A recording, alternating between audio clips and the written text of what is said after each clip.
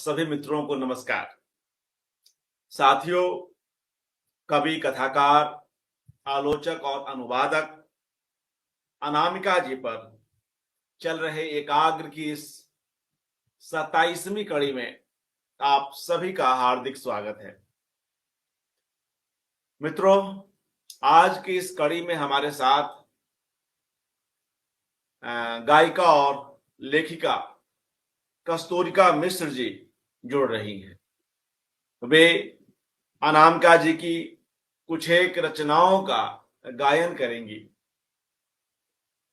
और साथ ही अनामिका जी से जो कुछ मुलाकातें हैं उनके मार्फत भी कुछ बातचीत करेंगी। मित्रों, हम लोग कस्तूरिका मिश्र जी को सुने उससे पूर्व एक कविता यहाँ पर सुनते चलते हैं। पानी को सब याद था संग्रह में यह कविता संकलित है अनामिका जी की, जिसका शीर्षक है सभा सोसाइटी। अनामिका जी की कोई भी कविता ले लीजिए, वहां एक बहुस्तरीयता होती है। उसकी जो ध्वनियां हैं कई कई दिशाओं से जैसे आ रही होती हैं और कई कई दिशाओं में जा रही होती है। एक साथ कुछ एक संधान करती हुई वे नजर आती है। कई मनोभावों को, कई अंतर्द्वंदों को, जेंडर डिस्कोर्स को वे किसी न किसी बिंब के माध्यम से, अनुभव के किसी कतरे के माध्यम से उसे सहज ही उठा लाती है। यह भी ऐसी ही एक महत्वपूर्ण कविता है। आप सुनेंगे, आप स्वयं ही इसका अनुमान लगा पाएंगे। सभा सोसाइटी। जीवन की पिछली कतारों में, जीवन की पिछली कतारों में औचक ही आ बैठती हैं कुछ खुशियां।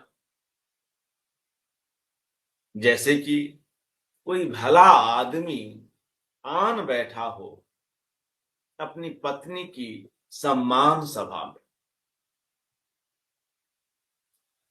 जैसे कि कोई भला आदमी आन बैठा हो अपनी पत्नी की सम्मान सभा में।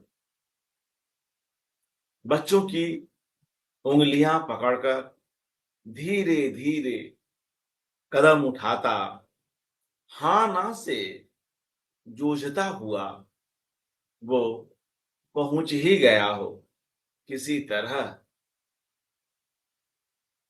तो कैसे तो कैसे बाँछें खिल जाती हैं उसकी, जो मंच पर उदास बैठी हुई सोच रही होती है कि क्या हो रहा होगा घर पर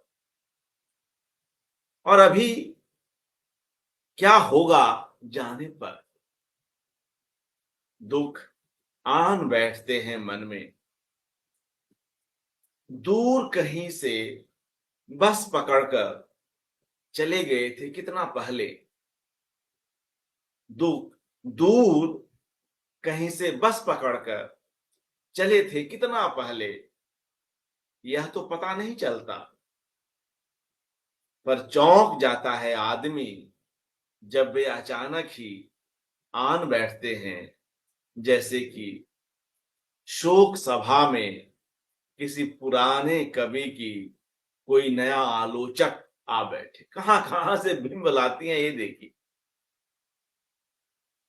जैसे कि शोक सभा में किसी पुराने कवि की कोई नया आलोचक आ बैठे, गमछे से पसीनाया मुंह पोंछता। युवतर आलोचक और पुराने स्वामी के बैठने में एक अजब बात होती है। युवतर आलोचक और पुराने स्वामी के बैठने में एक अजब बात होती है। कुर्सी पर आधा ही बैठते हैं वे, जैसे कि अभी अभी उठ ही जाना हो, उठकर चल देना हो तिरछे।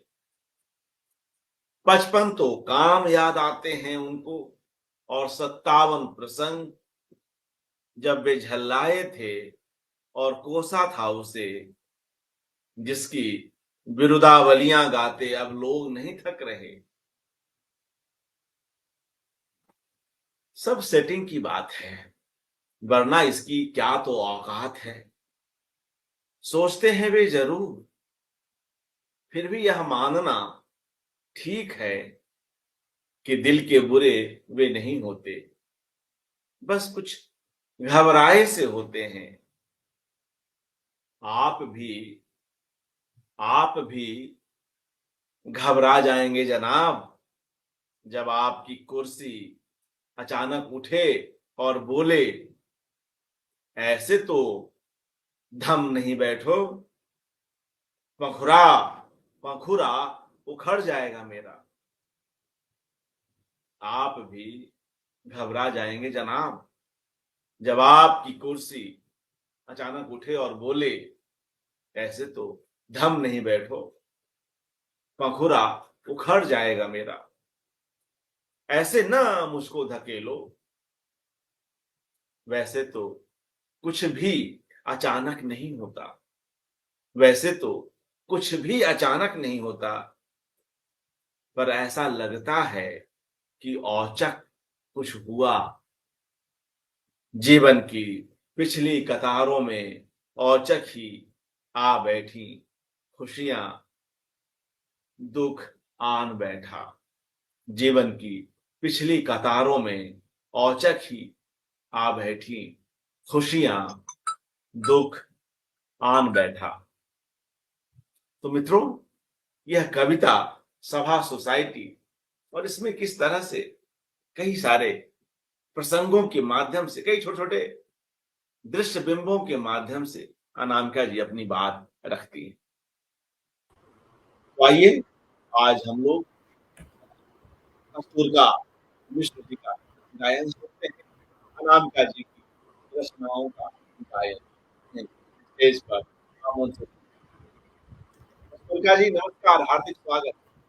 नमस्कार नमस्कार अर्पण जी, बहुत बहुत शुक्रिया। आपने आज मुझे जनसुलभ पुस्तकालय के पटल पर इतनी प्रसिद्ध कवित्री के बारे में और उनकी कविताओं के पाठ करने का अवसर दिया है।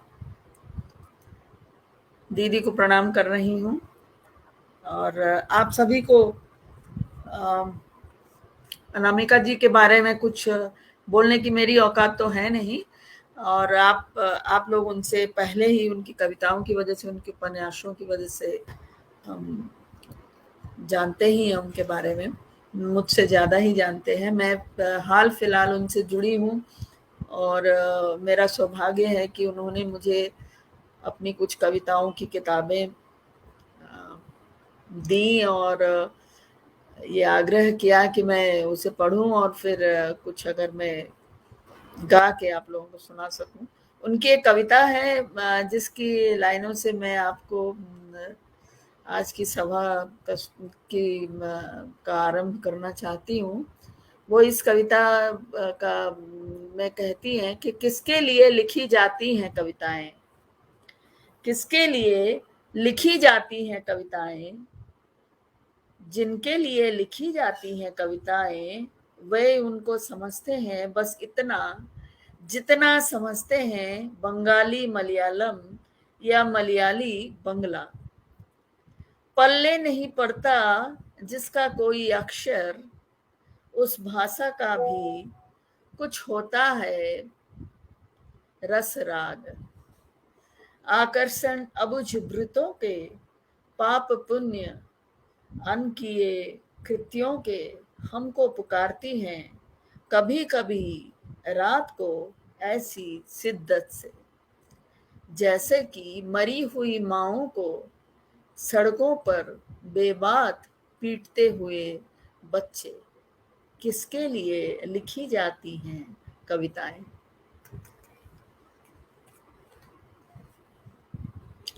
इसके बाद मैं आपको उनकी एक बहुत छोटी सी कविता गाकर सुना रही हूँ।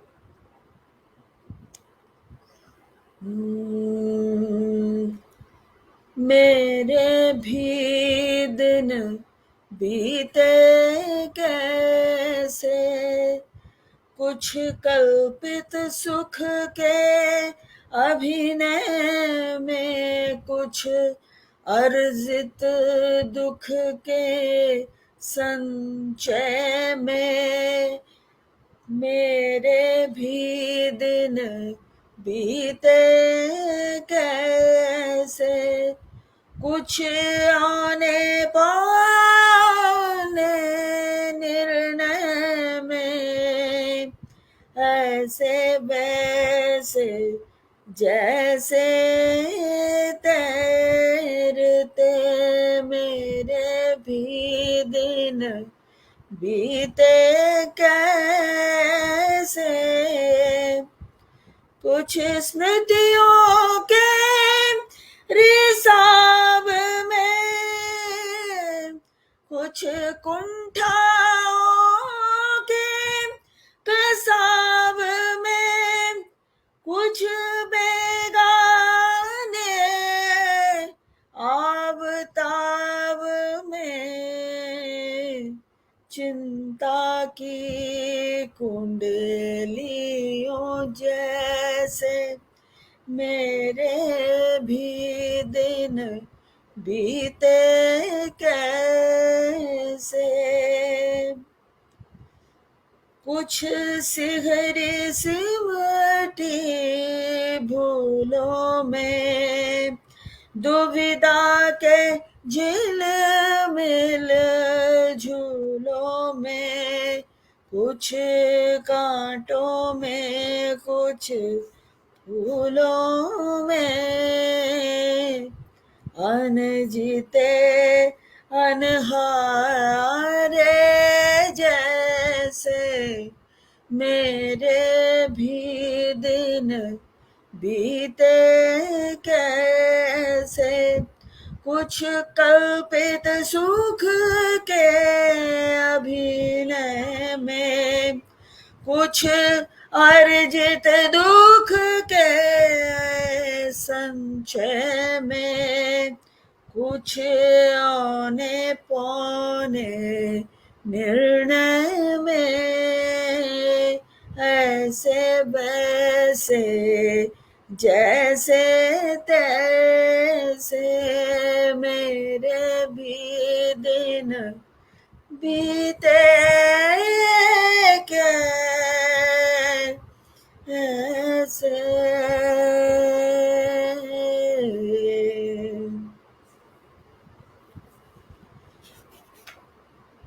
वाह, बहुत ही धन्यवाद। अच्छा लग रहा है धन्यवाद। कस्तूरिका जी को इस तरह से अनामिका जी की रचनाओं का गायन करते हुए सुनना। बीच बीच में कुछ आवाज कट जाती है कस्तूरिका जी, जब थोड़ा गर्दन थोड़ी सी ऊपर अच्छा होती ठीक है है। तो शायद हाँ लैपटॉप की आवाज कुछ कम कैच कर पाती है। बहरहाल बहुत ही अच्छा यह गायन रहा, और एक पुराना गीत अनामिका जी का है यह, जिसका आपने गायन किया। और अब इस सिलसिले को आगे बढ़ाइए और भी कुछ चीजें हम लोगों को सुनाएं, और उसके बारे में भी या तो पहले उसको पढ़ दें, क्योंकि जब आप गाती हैं तो गर्दन कुछ ऊपर जाने से आवाज लैपटॉप थोड़ा कम कैच कर लेता है। या तो एक बार पहले से जिसको आप गाएं उसको एक बार पहले से पढ़ भी दें तो और हमारे मित्रों को सुविधा हो जाएगी, है ना। जी जी बिल्कुल। जी इनकी एक कविता है एसटीडी बूथ पर। ये वाणी प्रकाशन से प्रकाशित उनकी कविता संग्रह समय के शहर में, उसमें से है ये कविता। एक मुझे बार जी आप एक बार वो उस पुस्तक को दिखला भी दें। ये जी देखिए। जी बिल्कुल, समय के शहर में अनामिका जी के कविता संकलन से कस्तूरका जी ये दो उनकी कविता का ये 2019 में पब्लिश हुआ था। 2019 में इनकी ये कविता संकलन आई थी वाणी प्रकाशन से। इसमें एक कविता है एसटीडी, मैं आप लोगों को सुना रही हूँ। बहुत सवेरे हाफ रेट में फोन लगाया, बहुत सवेरे हाफ रेट में फोन लगाया कि भैया डट कर बोले कि बबुआ काम करो तुम, कि मन की धकर पकड़ से तो ऐसे नहीं डरो तुम, कि दुल्हन हाँ हाँ वो अच्छी है, कि बिल्कुल ही बच्ची है। रात भर धीरे धीरे कजरियां गाती है वो, कि सबसे सट जाती है नहीं शर्माती है वो। दाई से गप करती है कि बंटू से लड़ती है, खिलिल खिलखिल हंसती है फुलझड़ी सी झड़ती है, कि क्या तुम बात करोगे, कि हाँ मैं बुलवा दूंगा। कि चौके पे बैठी है वो नन्ही सी पुरधायन, अभी दौड़ी आएगी वो रोबिली ठकुरायन, कि इसके बाद कहूं क्या कि हंसुली पहले आई, दौड़ कर हंसती वो घूंगर वाली आवाज, मगर फिर दो आवाजों को आंखें मिलाने से पहले, उड़ने को बेसुध पांखें खुलने से पहले, जिंदगी फटाक कर गई पेंडिंग से ट्रॉन्कल सी, प्रॉक्सी के रोल कॉल सी, मतलब कॉलेज में जो प्रॉक्सी डालते हैं बच्चे उस तरह से वो दौड़ गई। ये इनकी एक बहुत मजेदार कविता थी जो मुझे बहुत अच्छी लगी। इस संग्रह में ये संकलित है।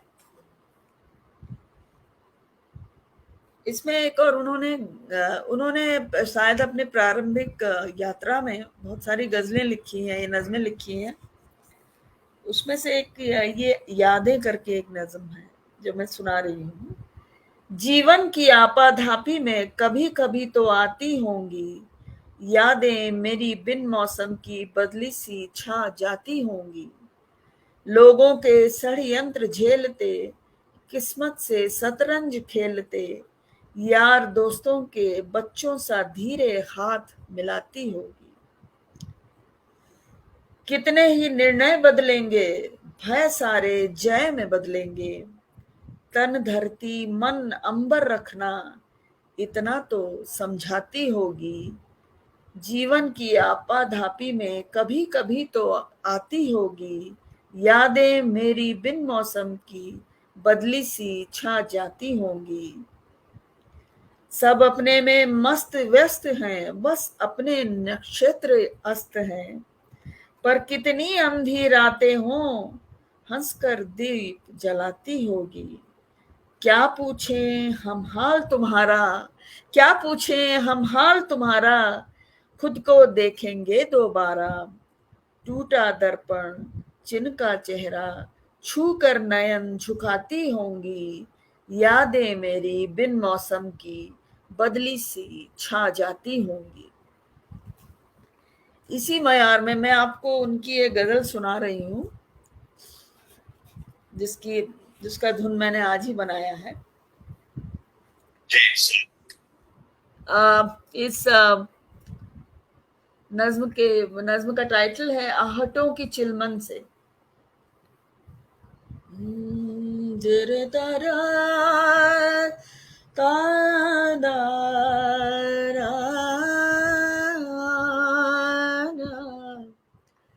बर्फ की दीवार के साए में बहती जिंदगी, ठिठुरन ये ओढ़ कर करवट बदलती जिंदगी, बर्फ की दीवार की साए में बहती जिंदगी, रेत का सागर जमा बैठा है आँखों में यहाँ, और सागर की मछलियों सी फिसलती जिंदगी बर्फ की दीवार के साए में बहती जिंदगी हो गई हर शाख सुनी गाज कुछ ऐसी गिरी बस उसूलों की तरह बुझ बुझ के जलती जिंदगी आहटों की चिलमनों से बाट हम जो हाकिए हर हवा पर कांपती गिरती संभलती जिंदगी बर्फ की दीवार की साए में बहती जिंदगी वक्त की बदली निगाहों से मिलाती आँख वो वक्त की बदली निगाहों से मिलाती आँख वो रह गई ठिठकी खड़ी वो आँख मलती जिंदगी रह गई ठिठकी खड़ी वो आँख मलती जिंदगी ये अधूरे स्वप्न टूटी प्यालियों से अर्ध मरे ये अधूरे स्वप्न टूटी प्यालियों से अध मरे केतली में बुद बुदाए बिन उबलती जिंदगी बर्फ की दीवार के साए में बहती जिंदगी ठिठुरने की ओढ़ कर करवट बदलती जिंदगी। धन्यवाद। वाह, बहुत खूब कस्तूरिका जी। बर्फ की दीवार के साए में बहती जिंदगी। उन्होंने कितना सुंदर लिखा है जिंदगी के बारे में। आप देखिए कि केतली में बुदबुदाए बिन उबलती जिंदगी, मतलब केतली में जो बुदबुदाहट होती है चाय के बाद और वो उबल नहीं पाती है, उस तरह की जिंदगी जो कहीं से बुझी बुझी भी है और खिली खिली भी है। जी इनकी एक कविता है डाक टिकट, अगर आप पढ़ सकें तो। जी हाँ, नहीं मेरे पास अभी इस समय मुझे शायद खोजने में वक्त लगे, तो आप ही पढ़ें। हाँ, मैं पढ़ रही हूँ। आप पढ़ें, मुझे शायद खोजना पड़े। जी। कविता का शीर्षक है डाक टिकट। बच्चे उखाड़ते हैं डाक टिकट पुराने लिफाफों से जैसे, वैसे ही आहिस्ता आहिस्ता कौशल से मैं खुद को हर बार करती हूँ तुमसे अलग। वैसे ही आहिस्ता आहिस्ता कौशल से मैं खुद को हर बार करती हूँ तुमसे अलग। मेरे किनारे फट जाते हैं कभी कभी, कुछ न कुछ मेरा तो निश्चिंत ही सटा हुआ रह जाता है तुमसे। थोड़ा सा और विरल झीना सा हो जाता है जिंदगी। मेरी तस्वीरें पानी के छींटे से और बाद उसके हवा मालिक। मेरी तस्वीरें पानी के छींटे से और बाद उसके हवा मालिक। उड़ा लिए जाए मुझे जहां चाहे। उखाड़ते हैं डाक टिकट पुराने लिफाफे से जैसे, वैसे ही आहिस्ता आहिस्ता बच्चे उखाड़ते हैं डाक टिकट पुराने लिफाफों से जैसे, वैसे ही आहिस्ता आहिस्ता कौशल से मैं खुद को ये उनकी छोटी सी कविता है। अनामिका जी के जीवन में उनके माता पिता और उनके सगे संबंधी, उनकी सहेलियां और उनके स्टूडेंट्स का बहुत बड़ा योगदान रहा है। जो मैं समझ पाई हूँ उनको मिलके कि उनका जीवन बहुत भरा पूरा है, और किसी भी तरह से उनको उनको मिलने के बाद कोई अगर प्रेरणा का स्रोत है वो बहुत लोगों के लिए। और मैं भी उनमें से एक अपने आप को समझती हूँ। अभी मैं आपको सुना रही हूँ।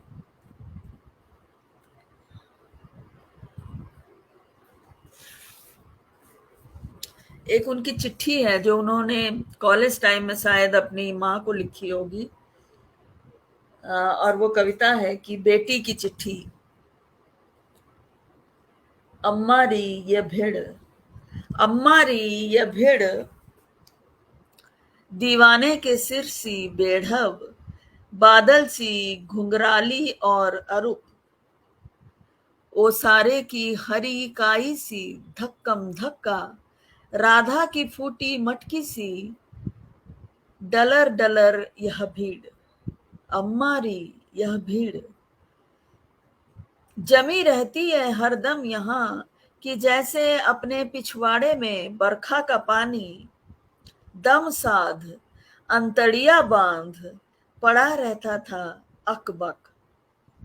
अम्मारी परदेस कमाने आए साजन, अम्मारी परदेस कमाने आए साजन, पटवारी को बेच बिहोती बर्तन बासन, नाले पर मिट्टी डाली दीवार उठा ली, नाले पर मिट्टी डाली दीवार उठा ली, टूटी ईंटों से टिन से छत आधी ढाली, मैंने अपनी जरी किनारी की साड़ी का गुल कर हाथों से दरवाजे पर्दा टांगा, और दुआरे पर सारा दिन बैठे बैठे नेल कलर की सीसी से सोती श्री ढाली, आसपास के लड़के तब भिन भिन भिन भिन के लिए बतासेदार बहाने आनन फानन, अम्मारी।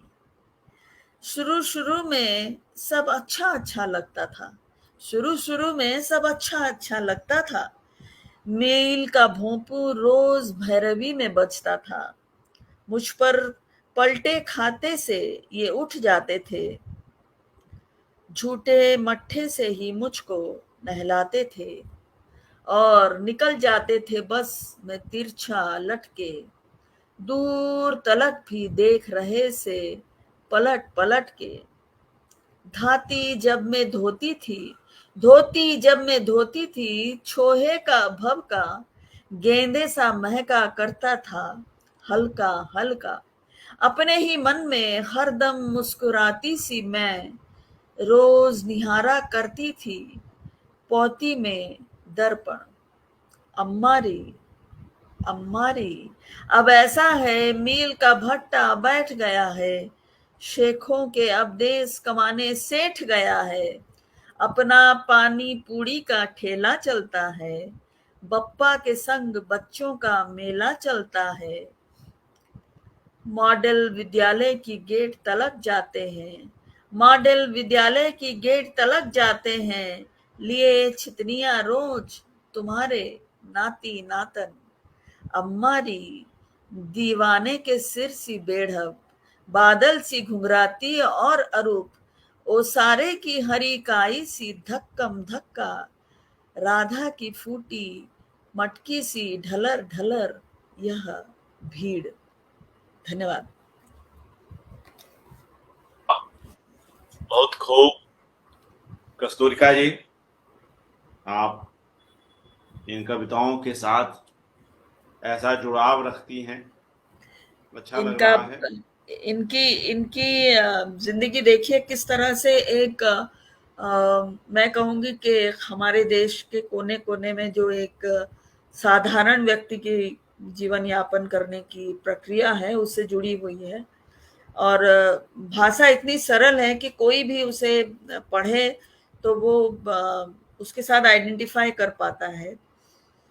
और इनके जीवन में शायद सबसे महत्वपूर्ण इनके पिता रहे हैं श्याम नंदन किशोर जी। उनकी भी रचनाओं से मुझे दीदी ने नवाजा है। तो पहले मैं अपने बाबूजी को उनका लिखा हुआ एक कविता पढ़ रही हूँ। उसके बाद मैं उनके पिताजी की एक गीत गाकर सुनाऊंगी आप लोगों को। जी इस स्वागत। कविता का इस कविता का शीर्षक है बाबूजी। पूज्य पिताजी, पूज्य पिताजी, सादर प्रणाम। आगे का हाल है कि धूप में धन खेत में वो इतने बड़े बड़े बादल के खरहे घुस आए थे जो वैसे ही हैं अब तक गहर महर।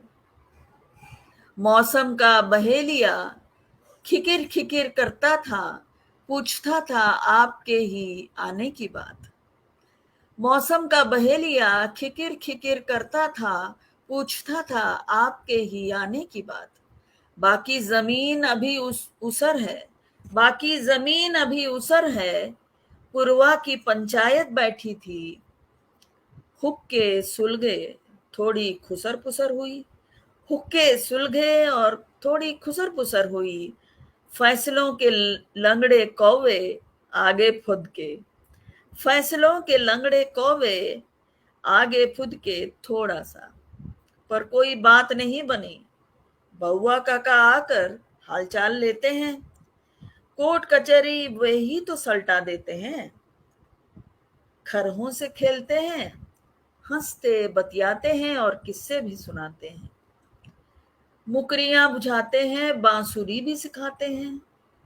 दूध पिला जाते हैं मुझे, फिर थक कर इतनी लंबी चुप्पी तान कर पूछते हैं आपके ही आने की बात। अम्मा उखड़ी उखड़ी रहती हैं, अम्मा उखड़ी उखड़ी रहती हैं।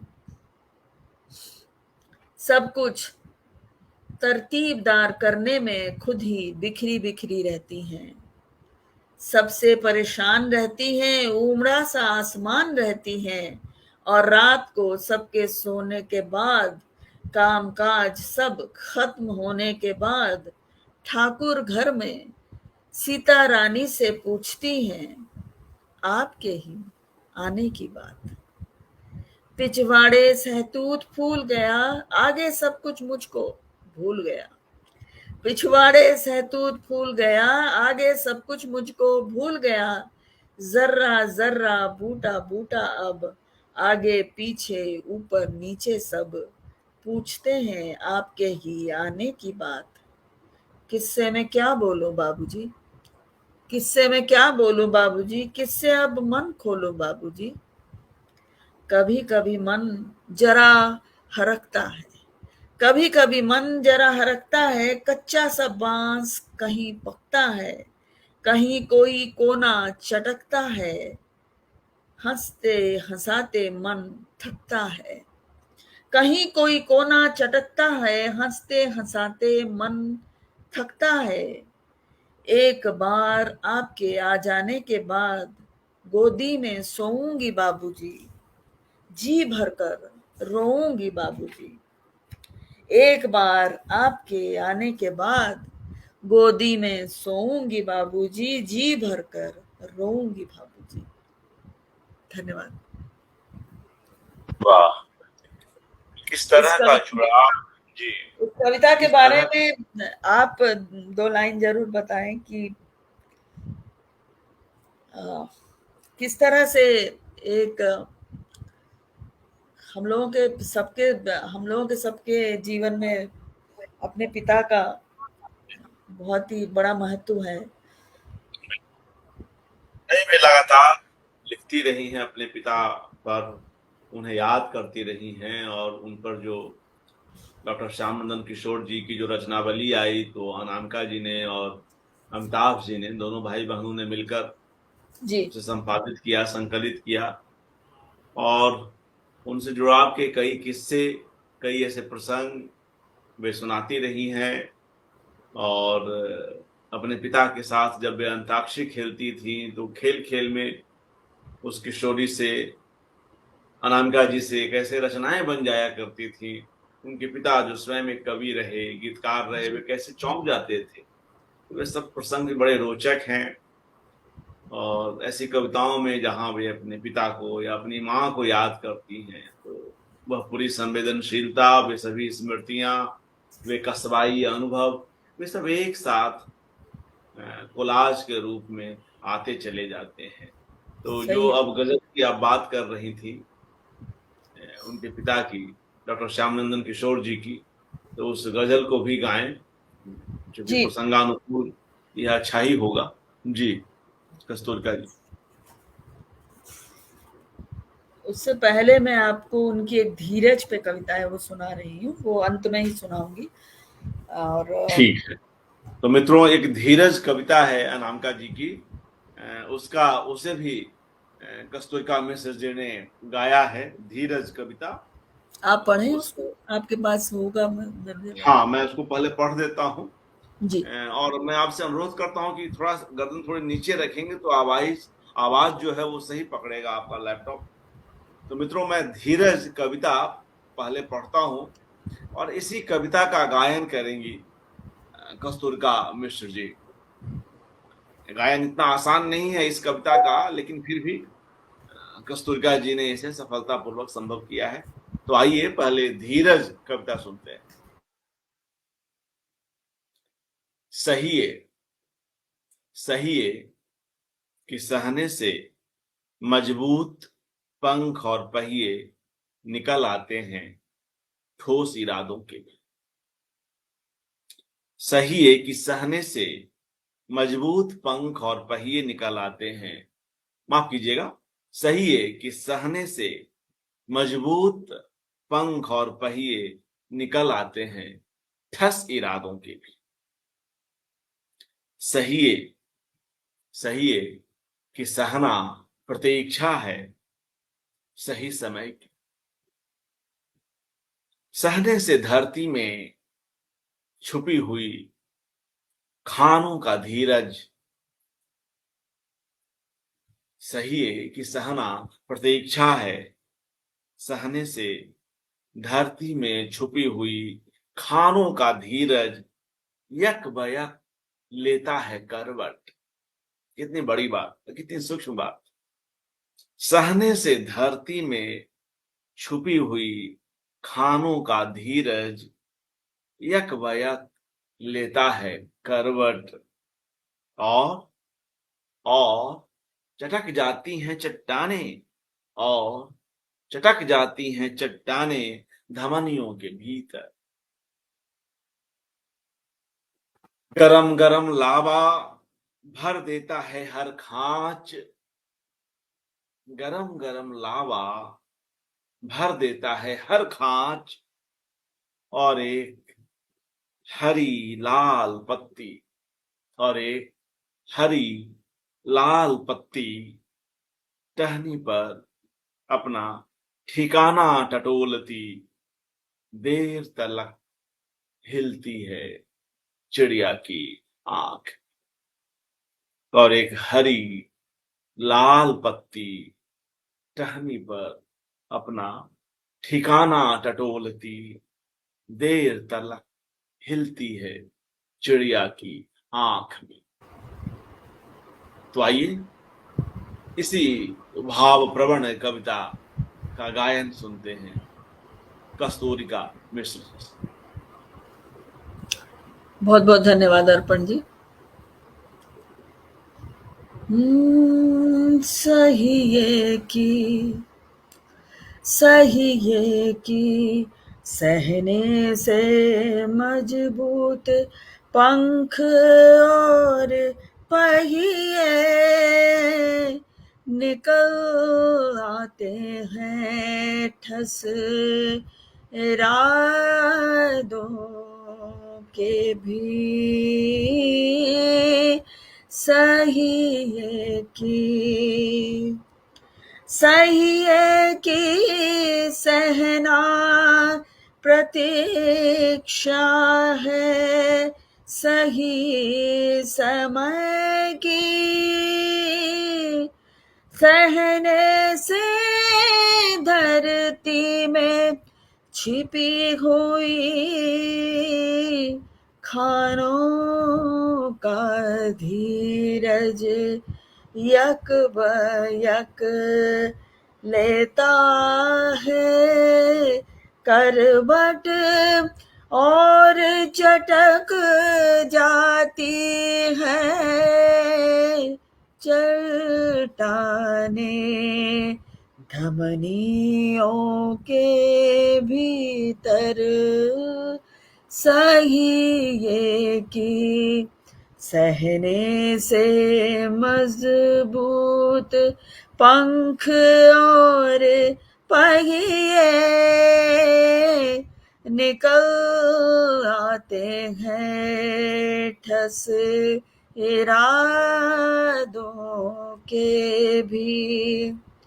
गरम गरम लावा भर देता है हर खांच और एक हरी लाल पत्ती टहनी पर अपना ठिकाना टटोलती देर तलक हिलती है चिड़िया की आँख में।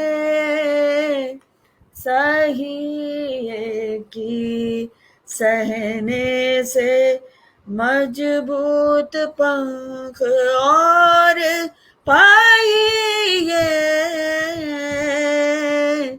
निकल आते हैं ठस इरादों के भी। सही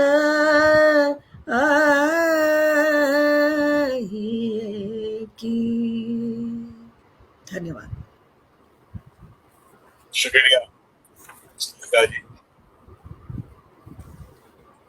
बीच बीच में आवाज कुछ टूट जाती है तकनीकी कारणों से, लेकिन जी, क्योंकि जी। हमने यह कविता अभी मित्रों को सुना दी थी तो वह संभवतः उस गैप को भी समझ जाएंगे। और दीदी ने मुझे अपनी एक बहुत ही पसंदीदा एक कविता मुझे भेजी थी जी और ये एक मैं कहूँगी एक गीत ही है। ये मैं पढ़ के आपको सुना रही, ये भी उसी संग्रह से है, समय के शहर में। कविता का शीर्षक है हिमदीप। हिमदीप।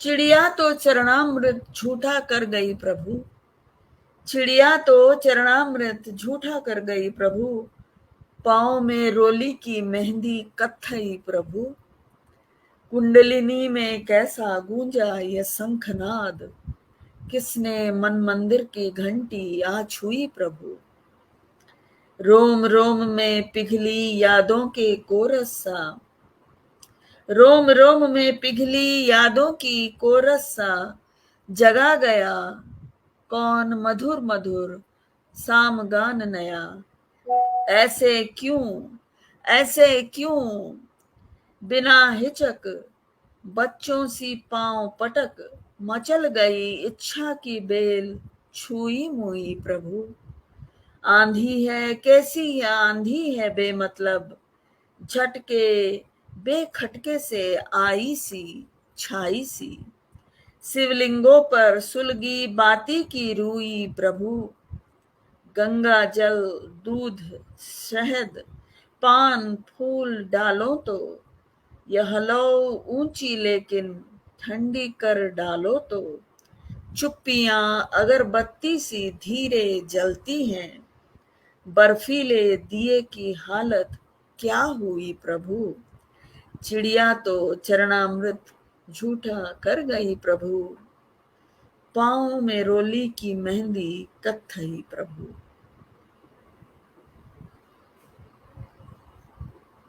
धन्यवाद।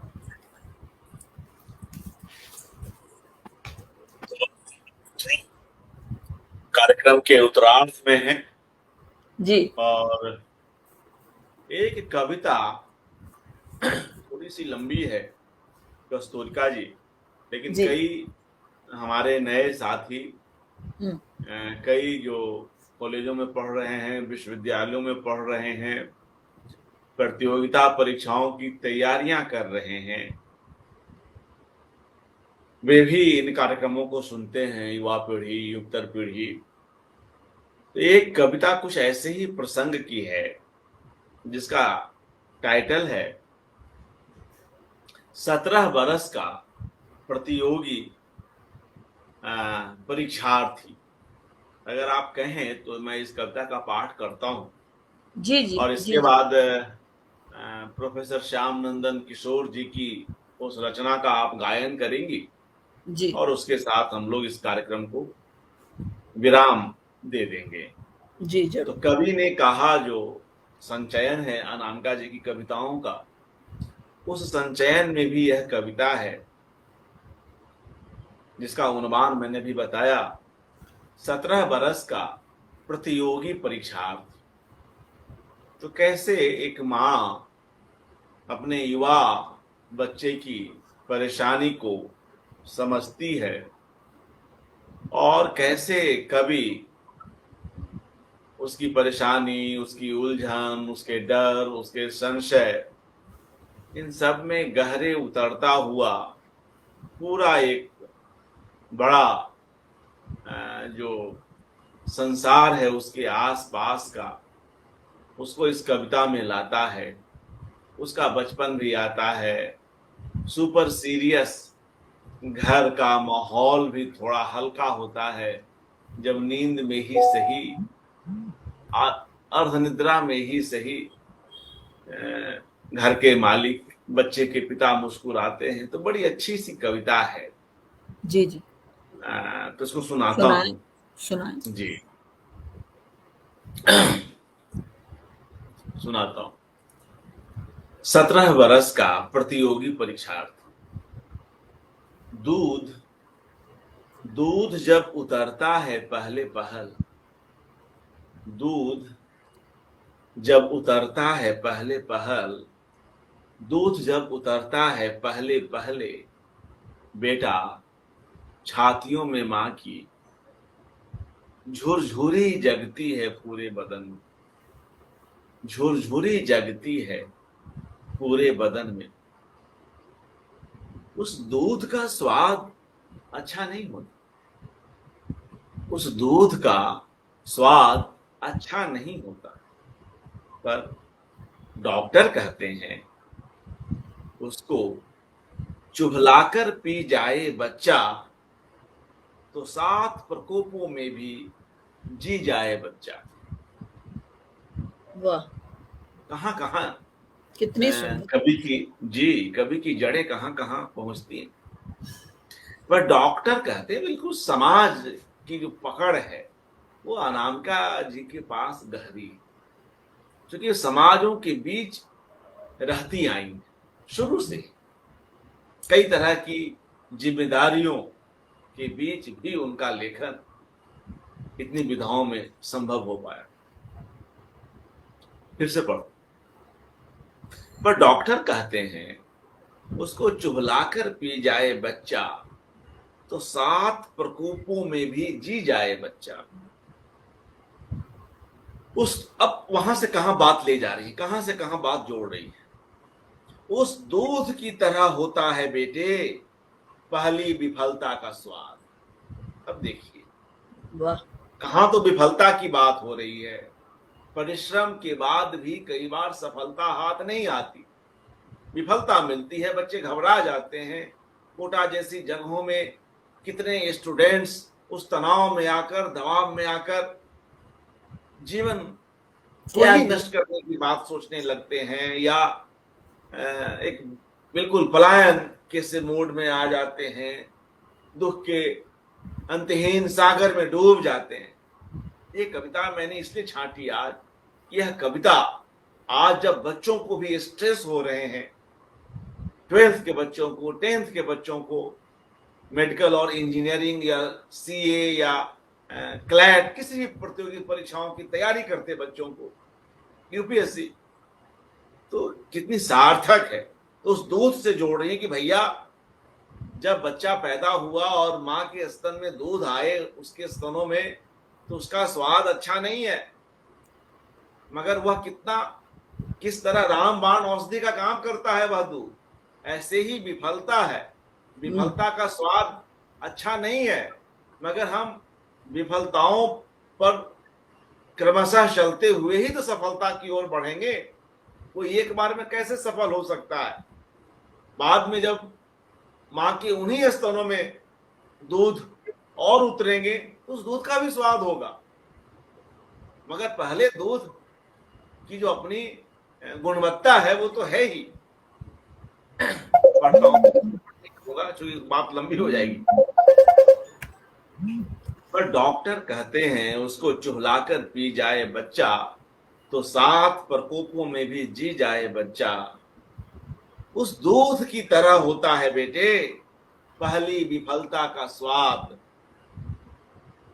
भग्न मनोरथ भी तो रथ ही है, भग्न मनोरथ भी तो रथ ही है। भागीरथी जानते थे, जानता था कर्ण, जानते थे राजा ब्रुस मकर जाले वाले, और तुम भी जान जाओगे। सुनिएगा कस्तूरिका जी, वाह, तुम भी जान जाओगे। भग्न मनोरथ भी तो रथ ही है। भागीरथी जानते थे, जानता था कर्ण, जानते थे राजा ब्रुस मकर जाले वाले, और तुम भी जान जाओगे कुछ होने से कुछ नहीं होता, कुछ खोने से कुछ नहीं खोता, कुछ नहीं होता, और कुछ खोने से कुछ नहीं खोता। पूर्ण विराम कल्पना है, पूर्ण विराम कल्पना है। निष्काम होने की कामना भी आखिर तो कामना है, निष्काम होने की कामना भी तो आखिर तो कामना है। सिलसिले टूटते नहीं, रास्ते छूटते नहीं, पांव से लिपट कर रह जाते हैं एक लतर की तरह। लतर जो होते हैं, जो सब्जियों की जो लताएं होती, पांव से लिपट कर रह जाते हैं एक लतर की तरह। सिलसिले टूटते नहीं, रास्ते छूटते नहीं, पांव से लिपट कर रह जाते हैं एक लतर की तरह। जूते उतारो घर जाकर तो मोजे में तिनके मिलेंगे लतर के। जूते उतारो घर जाकर तो मोजे में तिनके मिलेंगे लतर के। तुम्हें एक अजब तरह की दुनिया दी है विरासत में, तुम्हें एक अजब तरह की दुनिया दी है विरासत ने, हो सके तो माफ कर देना। धूल के चटकने की आवाज यहाँ किसी को भी सुनाई नहीं देती, धूल के चटकने की आवाज यहाँ किसी को भी सुनाई नहीं देती। कोई नहीं देखता कैसे श्रम, कैसे कौशल से एक एक पंखुड़ी खोली गई थी। कोई नहीं देखता कैसे श्रम, कैसे कौशल से एक एक पंखुड़ी खोली गई थी। यह फलों की मंडी है बेटा। देखिए, बिना उस प्रतियोगी परीक्षार्थी के दर्द को आत्मसात किए हुए ऐसी भाषा में कविता लिखना संभव ही नहीं है कस्तूरिका जी। उसकी मनोदशा को पूरा जी, कहाँ वो समाज पर और सफलता को पूजते समाज पर, विद्यार्थियों को उनकी सफलताओं से, उनके अंकों से, उनकी डिग्रियों से आंकते समाज पर रचनाकार व्यक्त करता है। बहुत ही बड़ी कविता मैं मानता हूं इसको। यह फलों की मंडी है बेटा, सफल विफल लोग खड़े हैं क्यारियों में। यह फलों की मंडी है बेटा, सफल विफल लोग खड़े हैं क्यारियों में। चाहती थी तुम्हें मिलती ऐसी दुनिया जहां क्यारियों में अटा बटा फटा चिटा मिलता नहीं हो किसी का वजूद। कवि का स्वप्न है, चाहती थी तुम्हें मिलती ऐसी दुनिया जहां क्यारियों में अटा बटा फटा चिटा मिलता नहीं हो किसी का वजूद। हर फूल अपनी तरह से सुंदर है, हर फूल अपनी तरह से सुंदर है, प्रतियोगिता के परे जाती है हर एक सुंदरता, प्रतियोगिता के परे जाती ले है जाती। हर एक सुंदरता। वाह। और भागवत गीता का वह फल, वह तो भर्तृहरि के आम की तरह। अब देखिए कहाँ एक लोक कथाओं में प्रवेश कर रही है अनामिका। और भागवत गीता का वह फल, वह तो भर्तृहरि के आम की तरह, राजा से रानी, रानी से मंत्री, मंत्री से गणिका, गणिका से फिर राजा के पास टहलता हुआ आ तो जाएगा, रोम रोम की आंखें खोलता हुआ। पसीनाई पीठ पर तुम्हारी चकत्ते पड़े हैं खटिया की रस्सियों के। ऐसे ही पड़ते हैं शादी में हल्दी के छापे, छापे जो लगाती हैं महिलाएं, ऐसे ही पड़ते हैं शादी में हल्दी के छापे। पर शादी की सुनकर भड़कोगे तुम, पर शादी की सुनकर भड़कोगे तुम। कल रात बिजली नहीं थी, कल रात बिजली नहीं थी, मोमबत्ती की भी डूब गई लौ, तो किताब बंद की तुमने और अंधेरे में चीजों से टकराते हड़बड़ दड़बड़ आकर बोले। पूरी कहानी है उनकी कविताओं में। वो अनामिका जी इस बात को स्वीकारती है कस्तूरिका जी कि बाद में उनका एक कहानी संग्रह भी है प्रतिनायक, बाद में कहानियां कम हो गई, उपन्यास की ओर बढ़ गई। इस पे हमने बात की विस्तार से, हमने पूछा कि भाई कहानियां क्यों बाद में कम हो गई, तो बोली कि ये छोटे छोटे जो कथाओं के अंश है मेरी कविताओं में आने लगे और मैं बड़े प्रश्नों के लिए उपन्यासों की ओर बढ़ गई। तो इन कविताओं में भी कैसे ये कविताएं उन्हीं की बात के प्रमाण है, कैसे छोटे छोटे प्रसंगों में पूरी कविता बढ़ती है और कविता मुकम्मल होती है। जी बिल्कुल। हर बात, हर प्रसंग इधर के उधर के आपस में जोड़कर पूरी कविता का स्थापत्य रचते हैं, उसका आर्किटेक्चर बनाते हैं। सुनिएगा। पर शादी की सुनकर भड़कोगे तुम, कल रात बिजली नहीं थी, मोमबत्ती की भी डूब गई लौ, तो किताब बंद की तुमने और अंधेरे में चीजों से टकराते हड़बड़ दड़बड़ आकर बोले, माँ भूख लगी, माँ भूख लगी। और अब देखिए कविता फिर यहां से आगे बढ़ रही है। इस सनातन वाक्य में एक स्प्रिंग है लगा, इस माँ भूख लगी है, इस सनातन वाक्य में दुनिया की हर माँ इस वाक्य को सुन चुकी है, हर बच्चा इस वाक्य को कह चुका है, इसलिए अनामिका इस वाक्य को सनातन वाक्य कहती है, माँ भूख लगी है। इस सनातन वाक्य में एक स्प्रिंग है लगा, कितनी भी हो आलसी माँ वह उठ बैठती है। और फिर कनस्तर खड़कते हैं और खड़कती है सुपली, दिवाली की रात जब गाती हैं घर की औरतें, हर कमरे में सुपली खड़काती। ये जो हमारे अपने त्योहारों के जो जी, लक्ष्मी पैसे दरिद्र भागे, दरिद्र भागे, दरिद्र भागे, लक्ष्मी पैसे दरिद्र भागे, दरिद्र भागे, दरिद्र भागे। दारिद्र नहीं भागता, दारिद्र नहीं भागता, भाग जाती है नींद मगर।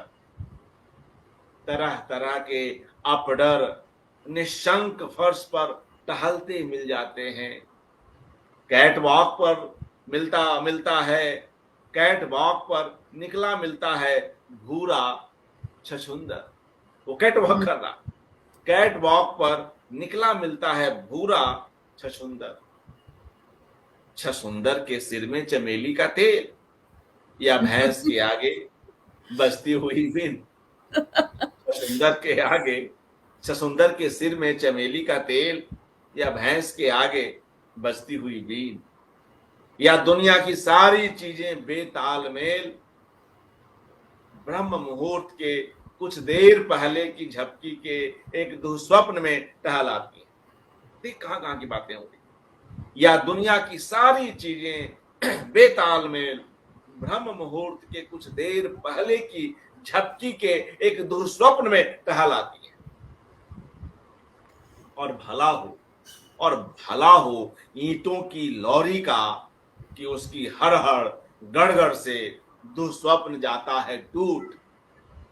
ये पूरी कविता यथार्थ की, दुस्वप्न की, पुनः यथार्थ की, बीच में मोटिवेशन की, कहां कहां जाती है। स्वास्थ्य की, लोक कथा की, लोक की, मातृत्व की, दारिद्र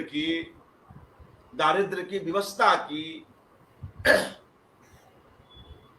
एक बड़ी कविता, एक जैसे ही यहाँ जो बात आ रही है इस कविता में कि कहां कहां की चीजें मिलकर दुस्वप्न में आती हैं, वैसे ही कहां कहां की चीजें इस पूरी कविता में जमा होती हैं।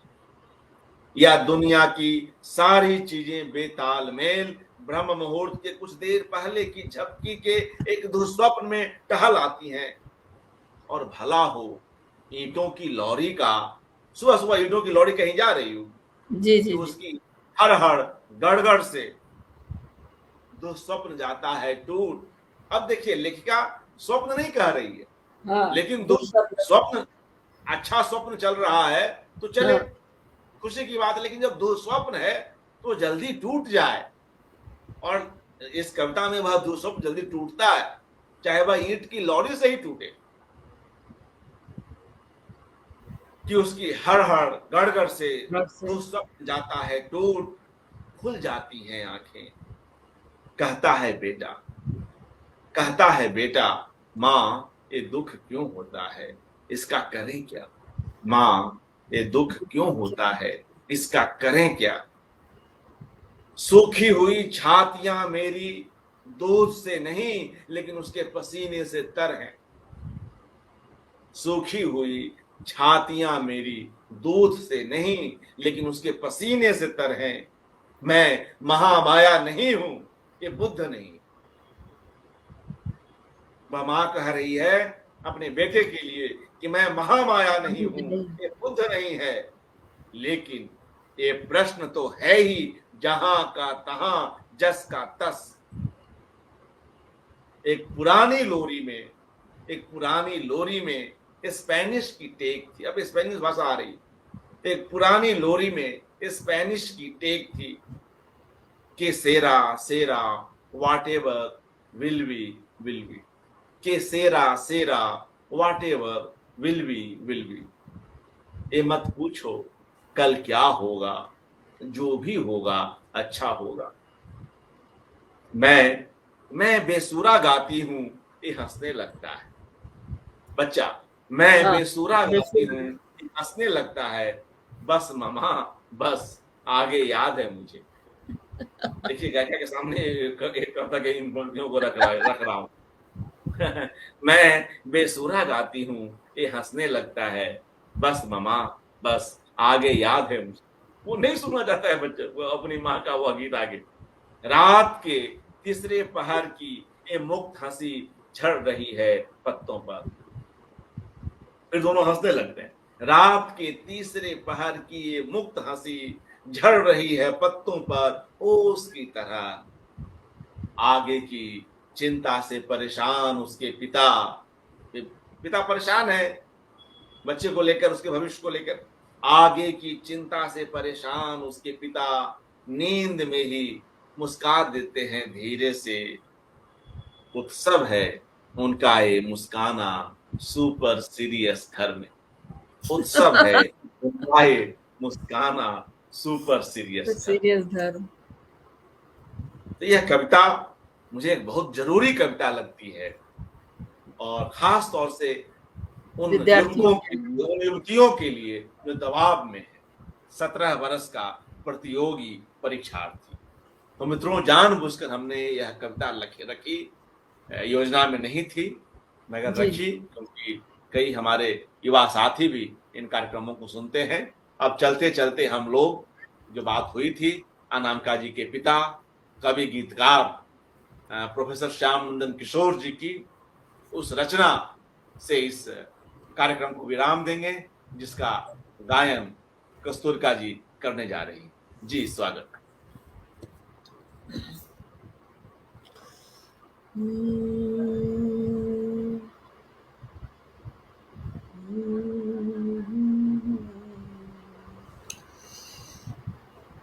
यह निर्मम संध्या की बेला, यह निर्मम संध्या की बेला, धीरे धीरे चंद्र किरण पर उतरे दिन की थकन चरण धर, यह निर्मम संध्या की बेला, यह निर्मम संध्या की बेला, ऐसे करुण अतिथि का मैं भी कैसे कर सकता अब हेला, यह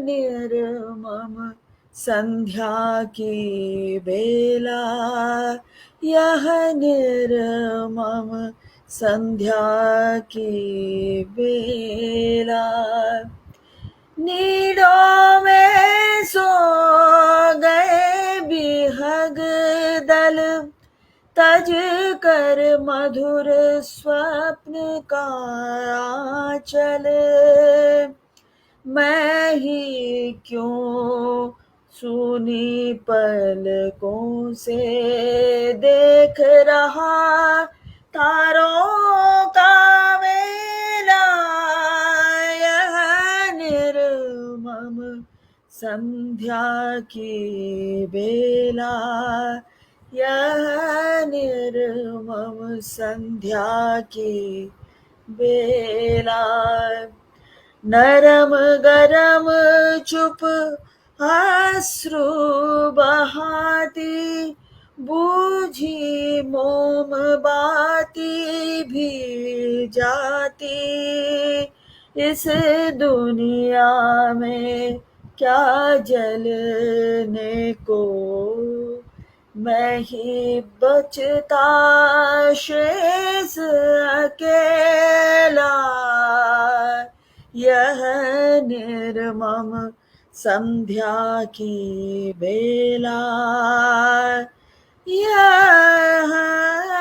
निर्मम संध्या की बेला। धन्यवाद। बहुत खूब, बहुत खूब कस्तूरिका जी, धन्यवाद। आप इतने मन से इन रचनाओं को गाई, अनामिका जी की रचनाओं की और उनके पिता श्याम नंदन किशोर जी के इस गीत को भी। तो मेरा सौभाग्य है सर, जी, मेरा सौभाग्य। अपना यह स्वर दिया, अच्छा लगा, आपने समय निकाला और आज की यह कड़ी जो है हम अपने मित्रों के बीच ला सके। बहुत बहुत जी। शुक्रिया कस्तूरिका जी हमसे जुड़ने के लिए, जी धन्यवाद, इस बहुत मंच बहुत पर धन्यवाद। आने के लिए। और मित्रों, इसी के साथ आज की यह कड़ी समाप्त होती है। फिर किसी और कड़ी में हम पुनः मिलते हैं और अनामिका जी पर कुछ और प्रसंगों के साथ आगे की बात करते हैं। नमस्कार, धन्यवाद।